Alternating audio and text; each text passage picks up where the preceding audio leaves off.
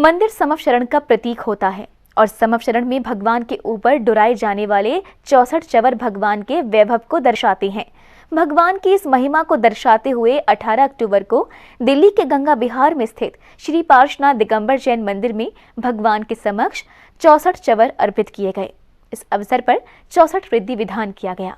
श्रमण मुनि श्री विभंजन सागर जी महाराज के सानिध्य में दिल्ली के गंगा विहार स्थित श्री पार्श्वनाथ दिगंबर जैन मंदिर में 64 विधि विधान किया गया और भगवान को 64 चवर अर्पित किए गए। मुनिश्री के सानिध्य में आयोजित हुए इस कार्यक्रम में भक्तों ने बढ़ चढ़कर भाग लिया और भगवान के समक्ष अपनी भक्ति को प्रकट किया। मुनिश्री ने भगवान के समवशरण की महिमा को बताया कि भगवान के समवशरण में भगवान के ऊपर 64 चवर ढुराए जाते हैं। भगवान की इसी महिमा को दर्शाते हुए वेदी में 64 चवर ढुराए जा रहे हैं। इसी के प्रतीकात्मक 64 विधि विधान भी किया जाता है। समाज का बड़ा ही पुण्योदय है कि जब जिनेंद्र भगवान की वैभव को पूर्ण करने के लिए आप अपना सहयोग कर पाते हैं।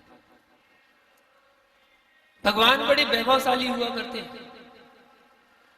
भगवान का जब समोषण लगता है तो समोषण में इतना वैभव होता है कि देखने लायक होता है। जहां मिथ्या दृष्टि जीव होता है तो वैभव में ही फंस जाता है, बाहरी देखते देखते वही फंसा रहता है, भगवान के पास पहुंच ही नहीं पाता। भगवान के पास पहुंचने का अवसर केवल सम्यक दृष्टि को मिलता है। सम्यक दृष्टि जीव ही